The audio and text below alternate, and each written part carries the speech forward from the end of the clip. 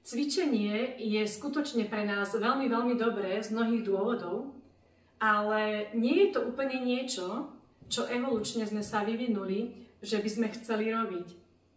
Keď sme boli lovci a zberači, čo bolo väčšinu našej existencie, a trpeli sme nedostatkom potravy, tak sme sa snažili energiu šetriť. Prečo by si išiel niekto ráno zabehnúť 5 km, ak nemusí, a ešte by pritom spálil okolo 400 kalórií? Na čo by to robil?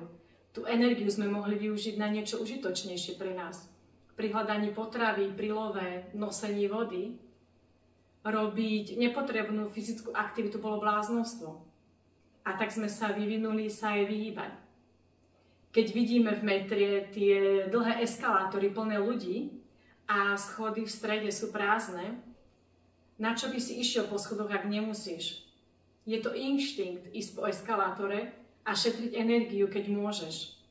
Naši predkovia by tiež išli po eskalátore, ak by mali tú možnosť. Počúvame, že veľa sedíme, že sedenie je nové fajčenie. Lovci a zberači sedeli okolo 10 hodín denne, čo je podobné ako ľudia v západných krajinách. Oni neboli iní od nás, keď mohli, tak sedeli. Aj keď oni sedeli trošku inak. Ľudia sa cítia leniví, ak necvičia. Ale cvičenie, ako ho chápeme dnes, ako dobrovoľná fyzická aktivita, to je kompletne moderná myšlienka. Musíme si uvedomiť, že sa učíme prekonať hlboko zakorenený inštinkt. Vieme, že cvičenie je dobré pre naše telo, pre náš mozog, pre našu dlhovekosť, ale aj tak pre mnohých ľudí je veľmi ťažké pravidelne cvičiť. Aj urobíme to rozhodnutie, že začneme, ale buď toho stále odkladáme, alebo za krátku chvíľku z nejakého dôvodu prestaneme. A potom sa cítime vinní, máme pocit, že je s nami niečo zlé. V skutočnosti sme normálni. Sme kompletne normálne ľudské bytosti.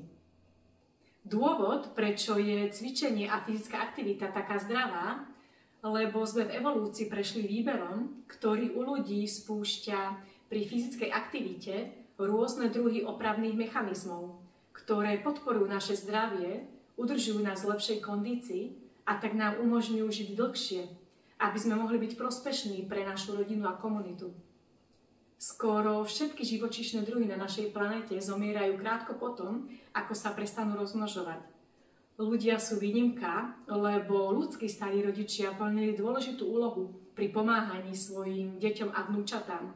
Starí otcovia pomáhali pri love, zháňaní medu, staré mamy nosili vodu, vykopávali repu, častokrát pracovali dvojnásobne viac, lebo mali čas a nemuseli sa starať o malé deti. A práve táto pomoc dala väčšiu šancu ich potomkom na prežitie. To, že sme boli fyzicky aktívni, nám umožnilo žiť tak dlho. Bez fyzickej aktivity v našom tele nevieme naštartovať všetky tie druhy opravných mechanizmov v takej miere. Môžeme sa skúsiť nepozerať na cvičenie ako na liek, ktorý vyrieši naše problémy, ale vidieť, ako nebyť aktívny je pre nás škodlivé.